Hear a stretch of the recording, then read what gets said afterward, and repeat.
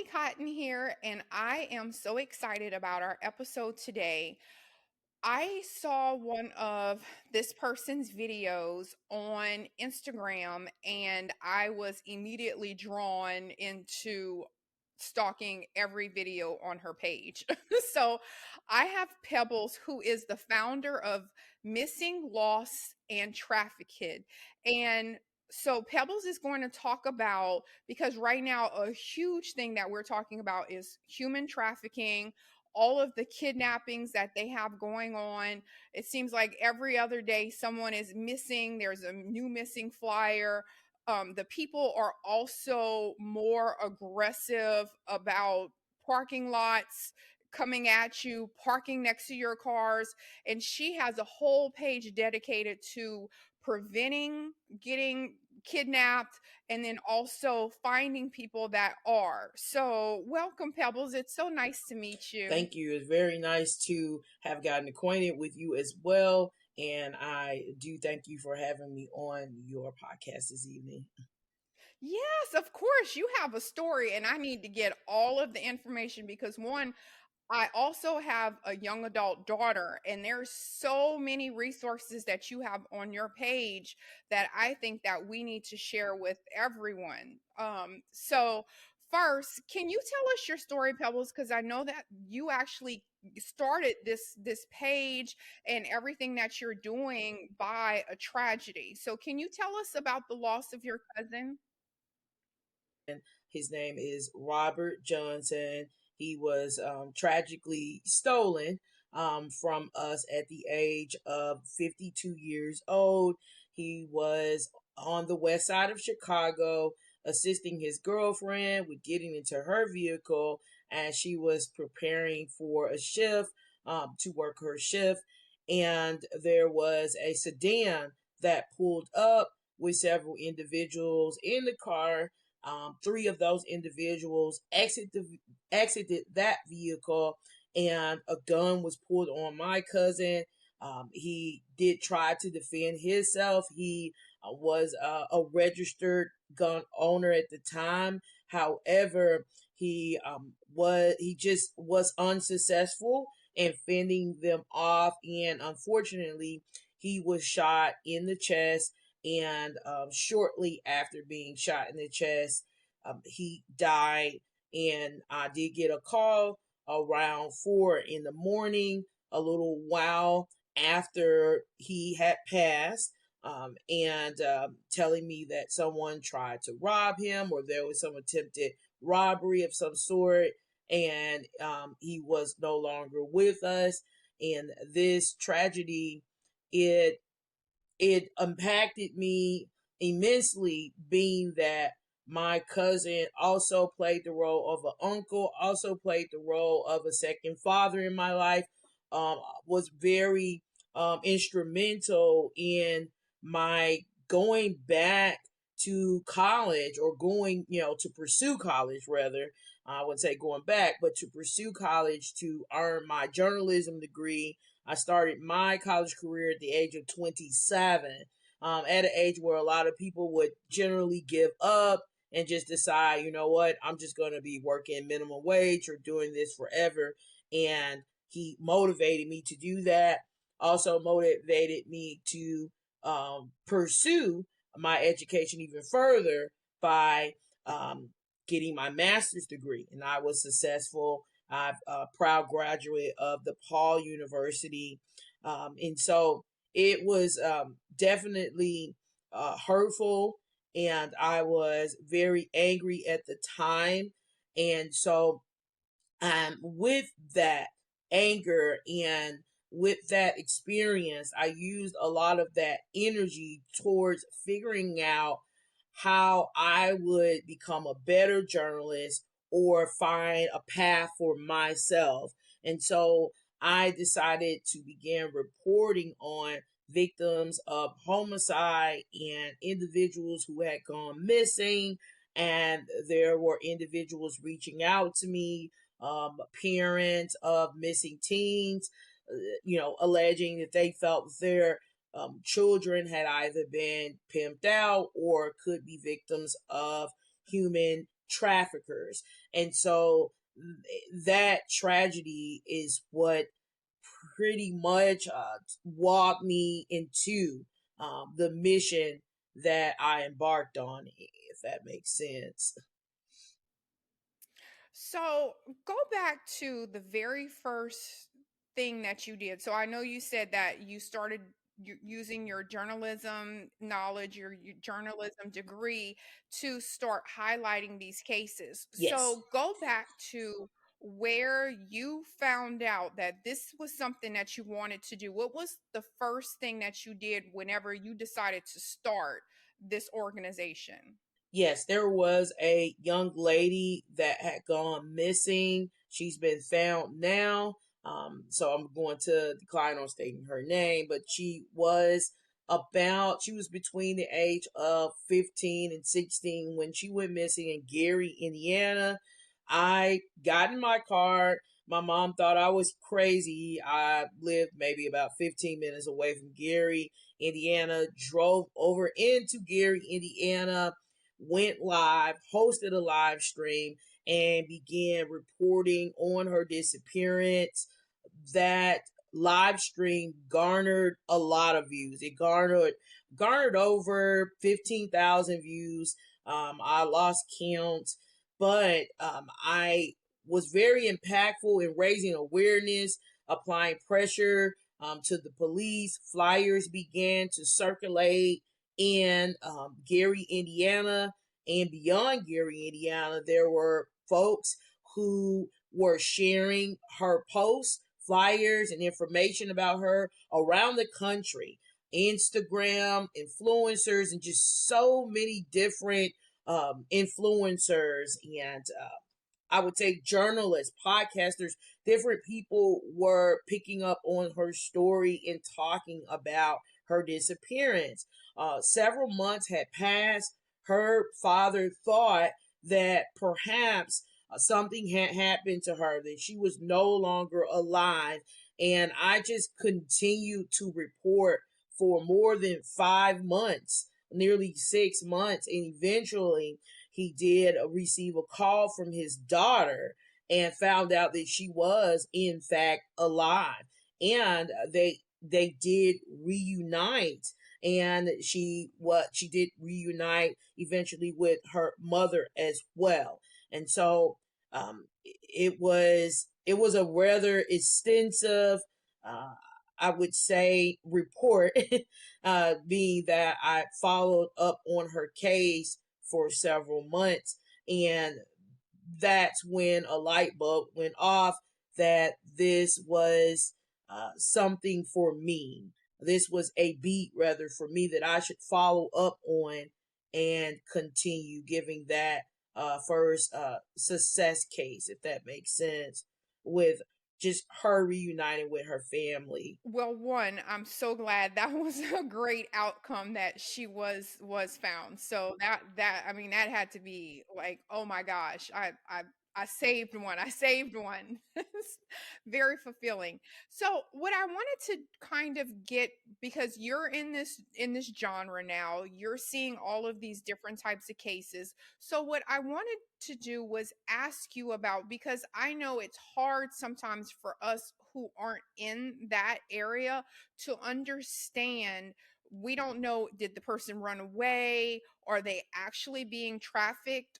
What is the, like, how are you guys able to find out, is this just a regular runaway or is this someone that's actually going to go into trafficking? That is a very good question, because every case or every missing person case is different, if that makes sense. So there may be one set of circumstances for one female, and males, they do get trafficked as well. But primarily, I've reported on females. So one set of circumstances, and it may look totally different from another set of circumstances. And so the one of the, I would say, telltale signs that someone could potentially, because it's not always the case, be a victim of a trafficker is when a lot of times these are underage youth.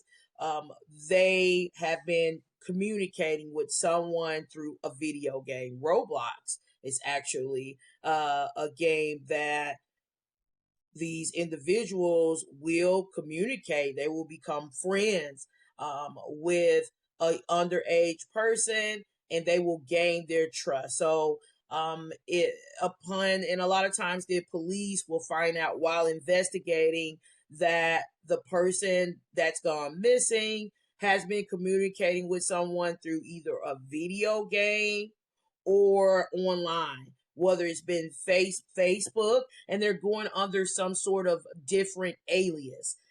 We call them fake pages, but some different alias where you can easily identify who this person is. They'll reach out through Snap. So those sorts of communications that's been happening over a period of time. Also, the one of the telltale signs that that could be the case is if someone goes missing, especially an underage person, and all of a sudden their their phone goes dead, or there isn't a way of tracking their phone. So the phone has been shut off. The social media have has either been logged out of, there has been no activity on social media as well. A lot of young people, they have at least one these days, not all but most. They have one, whether it's TikTok or Instagram or Snapchat, that they are frequently, they just can't go a day without logging into it, right? TikTok has become very popular. So if there has not been any activity there, that can be a telltale sign that they could have fallen prey to someone who is a trafficker, going to meet someone, meeting a stranger, or that is a telltale sign as well. I've reported on numerous young people who talk to someone online or through playing a video game such as Roblox. They'll, parents have been at home during this time, during the time of their child actually being abducted. There was a case where there was a young girl, for instance, in Georgia, and this was widely reported on. She had been talking to someone through a video game, and it took the police a while to figure it out. She met this person while her parent was at home, went to see where they were, went outside to just, hey, hi, dad, just to see if they're in there with, and disappeared. This young girl was taken 17 hours away. She was found in Texas. There was an adult male, well over 30 years of age, who had her, who had been keeping her. It took the police weeks to find her. Weeks to find her. And so just if I don't want to go, on and on, but just to give you a sense of some indicators that a person is being trafficked or possibly has been trafficked. There may be a young person that you will see in the store, or young women, they are avoiding contact and they're with someone or some individuals, and maybe it looks like this doesn't look right. I've seen those sorts of situations. This is odd for this young lady or this person to be with these individuals, and that person may appear to be someone who is malnourished, if that makes sense, dehydrated, or just hadn't been taken care of properly. Hair may not be properly combed. Those can be telltale signs that you are actually coming in contact with someone who may need help as well. And so, yes. And that was going to be one of my questions later, but I'm glad you gave us a little a little I guess dabble into that. So let's kind of go into that as well, because if we are here on the outside and you identify something like you said, you're like, wait a minute, this situation is a red flag. I'm thinking something's not right. This man does not look like this girl's dad, or it looks suspicious, or whatever it is. Us, as regular civilians, what should we do if we see something like that? Either A, call the police, give a description of that person, and they will go through their database because they're going to first see if they have someone that's been reported missing or some sort of incident um, with someone matching that description. This could very well be someone who has been reported missing and has been missing for a long time.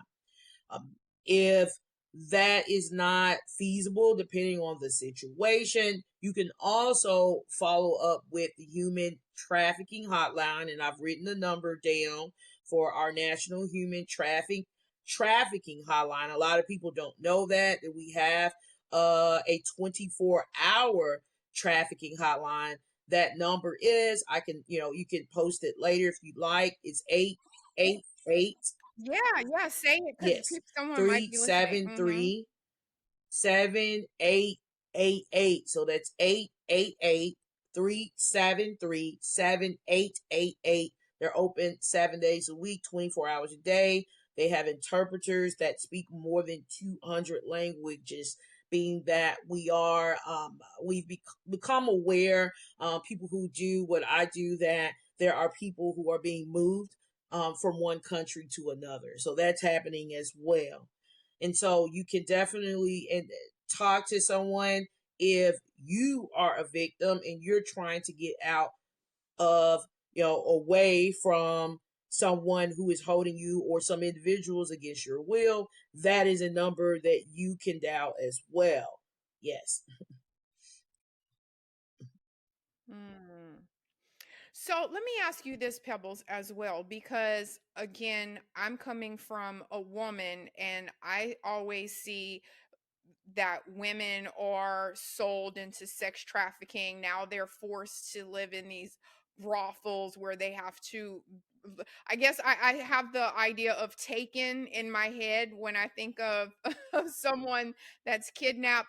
And I know that that's not always the case, that there are men as well that are being trafficked. So, can you give us some examples of some men too? Because I know men think no one can touch them. They can fight people off. It's no big deal. But men are affected by this as well. Can you give us some of the statistics about that? The statistics that I have on men, I'm limited in terms of, I wouldn't want to just throw out a random number.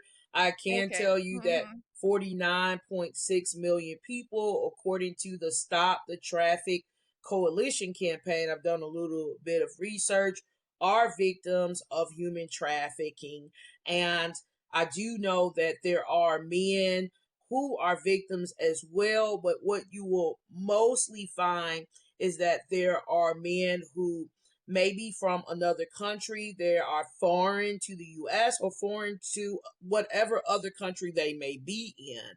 And they are typically lured into labor trafficking due to their limited resources. So that is a growing problem amongst young men and older men, that these are individuals who are not native to the country that they are in for whatever reason. They could be refugees, they could have recently immigrated for uh, a myriad of different reasons. And not saying that we don't have men that are victims of sex trafficking as well, or sex traffickers. But you will see, or you may find, and you can just kind of follow up on the statistics, that labor trafficking is much more prolific than sex trafficking for men. And so they're often falling victim into that due to their need to survive. So someone is taking advantage of them and saying, hey, you're basically going to be a slave for me. Is we call it debt bondage, right? You're going to work around the clock in unreasonable hours, harsh or heavy labor for maybe it's just a place to stay. They're not even getting money. And if they are earning money, it's well under what we would consider to be a reasonable minimum wage. And so that is happening right here in the US, and that is happening around the world. Absolutely. Well, thank you for explaining that. I didn't even know that was a thing. But okay, labor trafficking. Debt It bondage, it yes. makes total sense now Yes. that you explained it. I'm like, oh yeah, that would make Yes. sense. Now, one of the things I can tell you as a mother of a daughter, I'm always pushing my daughter, be aware of your surroundings. See where, when you're parking, don't go in the store with your phone. Don't come out of the store with your phone on. Be alert, be alert. I try to constantly push be alert on my daughter. Now, since you've been working with this, you are kind of seeing some things that prevented someone from actually being kidnapped. You have these stories that you hear where someone escaped narrowly, or maybe they were going to get kidnapped. Can you give us some, or can you educate us and give us some maybe tips of some things that people said? I know recording is a big thing. I saw the lady recording one day. She was like, I got you on camera. I got you on camera. And I was like, oh my God. Oh my God. Now I got to start recording people. But can you educate us on some ways to prevent, if we know something fishy is going on and someone is too close, or it seems like there's our antennas are going up? What are some tips that you have for us to stop us from getting kidnapped or trafficked or whatever else comes with it? If you feel that you're being followed, if possible, unless you're in a very isolated location, and you'll just have to, I guess, hit that gas metal to the pedal. But if you can, if you feel that you're being trafficked, I wouldn't suggest to just continue driving to try to get away. I would go into a public place or go into a different direction. So I wouldn't continue to head towards my home. If it's possible, I'm going to be looking for a gas station. A lot of times it's not going to be a police station because just, police stations aren't always within 5 minutes of us. And you may have to go to your GPS and figure out where the closest police station might be. I would get on the phone. If a lot of times we're driving, we already have our Bluetooth speaker on, connected in our car, and I would just start calling 911 to let them know that I believe I'm being followed as well. So at least someone knows what's going on.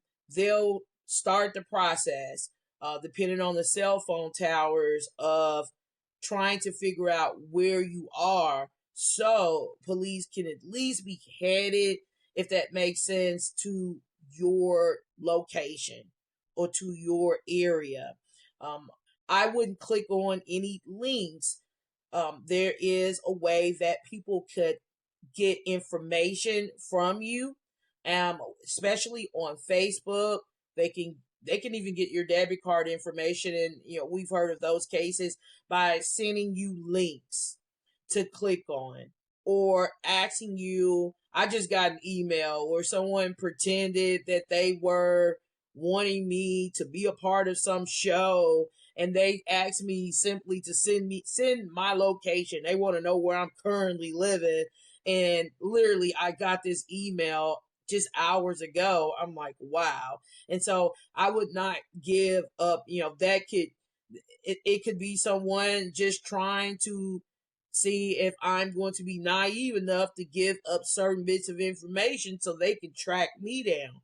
So you have to be mindful of those things. There are a lot of tips. You can Life 360. I use Life 360 to track my mom. She tracks me. My sister is in the circle. Not all of my siblings want to be in the circle, but We are all a part of this circle. My mom knows when I left the house. She knows when I return. If I decide to go to Target tonight, which I might, she'll know. And and then there is an alert that you can hit with those type of apps, especially like Life 360. If you feel that you're in trouble, well, they will immediately send law enforcement, ambulance, whatever you need towards you. You can literally hit the button on your phone. So this saves you time. If you don't have time to go through, what a 911 dispatcher, may put you through with, because they tend to ask you the same question over and over again. It's like you'd be good and kidnapped by the time they get done, yeah, asking you a lot of questions. Life 360 or apps similar to that, I highly recommend. They can detect a car crash. Say someone ran you off the road, they have crash detection. And so that has happened where people have literally been chased down off the road. And so I just wanted to give, there's so many tips, but trust your gut instinct. If you're going to meet someone online, you really have to vet them out. You really have to pay attention to what they are saying. You really want to meet them in a public place and maybe do that several times and make sure that someone knows who this person is before you decide to become more private with them, because it's not hopeful to you if only one person knows, which is you, who this person is that you've been talking to on Tinder, and I know they have Facebook dating. It's important that someone else, and if they don't understand that, then they should move on. That's how I feel about it. And so, yes, yes, Oh, yeah. no, I yeah. I agree. I agree. I'm like, this world is too crazy right now to play games. So let me ask you this last question, Pebbles, before we go into how people can get in touch with you and all of that stuff. So what I wanted to know is that when there are so few that are actually found from the percentage of the people that are actually missing. So when someone is found, it's a huge celebration that they are found, and it's like, oh my gosh, there could have been a whole different outcome for you. So when someone is found that has been trafficked, not the ones that are kidnapped, but someone that actually was, like you said, picked up, and maybe they met someone and now they're in another state or whatever, those people that are rescued that have been trafficked, what is kind of the story that they say whenever they're found about their experience with being trafficked? Oftentimes, unfortunately, victims of traffickers, individuals who have been trafficked, they are much more reluctant to be very open about their experience due to the trauma that they experience, especially if it's fresh. A lot of times it takes years, literally years, for that person to open up. There are some individuals who have opened up, and what I've learned from those individuals is that they were lured. It was a manipulation game that was played, and so they were lured by someone they trust, became in a romantic relationship with, and there was some sort of substance involved to keep them mentally attached, even though there may have been moments that they could have taken advantage of to get free into a situation, kept in a hotel or kept in certain places away from their family, living in fear and in fear to reach out for help, just due to the manipulation that they had experienced over a period of time. So that has been a experience that I have heard from of victims of human traffickers time and time again. Yes. Hmm. Yeah, that makes sense. That sounds like Pebbles. That sounds like everything I see on TV. When they have a show that comes on about trafficking, that sounds exactly like what's on those shows and those series and everything.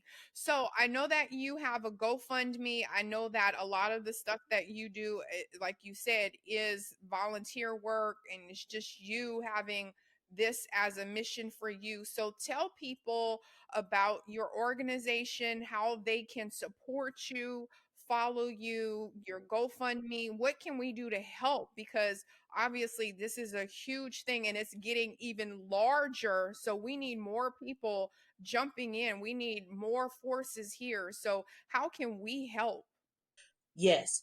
Well, I want you all to know that Missing, Lost, and Trafficked reports on unsolved homicides. We report on missing persons. We're doing what we can to try to help unidentified individuals who were found deceased get identified. Where we report on human trafficking, individuals who have been trafficked, and we report on all sorts of crime, different types of crime. And so I just want you all to know that you can follow Missing, Lost, and Trafficked on Facebook. We have a Facebook group on Instagram. We are on TikTok under the same name. On YouTube as well, you can support just by sending a gift if you would like to on Instagram or becoming a subscriber. And so that option is available on Facebook. You can become a member on YouTube. That is a way of supporting Missing, Lost, and Trafficked so we can expand our platform. I did start a GoFundMe about, I would say, about 2 months ago. And so any amount that you can donate would certainly help. And I know Ms. Cotton is going to provide the information, whereas you will be able to have access to the link to review our um, information about how we started and donate to your heart's desire.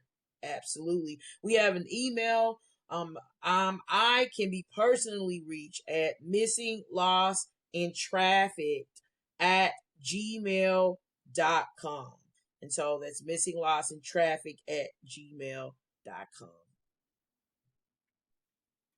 Okay, yes, and definitely. I will have all of those links as clickable links in the podcast notes. So scroll down on the notes and you'll be able to see those clickable links as well.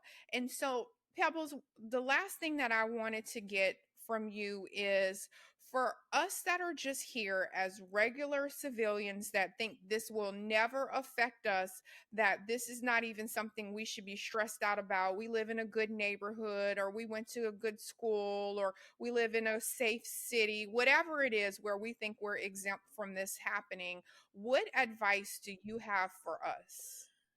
The advice that I would have is to never say never and always keep your guards up. And so that is my advice. If you have not been, as aware, you should take time to just get more educated on just what's happening in your community. Well, what kind of crime is happening? So it may not be a situation where you have trafficking cases, but maybe there's a lot of theft going on. So do what you can. There's so many different neighborhood chats now, especially on Facebook, where, neighbors are looking out for neighbors and doing what they can. So I would just say be more alert and never get so complacent where you are blindsided. You don't want to be completely blindsided to everything that's happening out there. If you see something on your door that shouldn't be on your car door, that is a, a method that traffickers are using, and don't touch it because it may be something that you touch and renders you unconscious. And so, um, just be aware that unfortunately, we have among us people who have ill intentions and they want to cause you harm and they want to profit, some of them, off the harm that they will plan to inflict upon people like you and me and your children. And they're looking for the children in the great neighborhoods. It's happening all the time in the quiet areas, in the areas where this never happens around here. Children are disappearing, teens are disappearing, young women are becoming victims every day.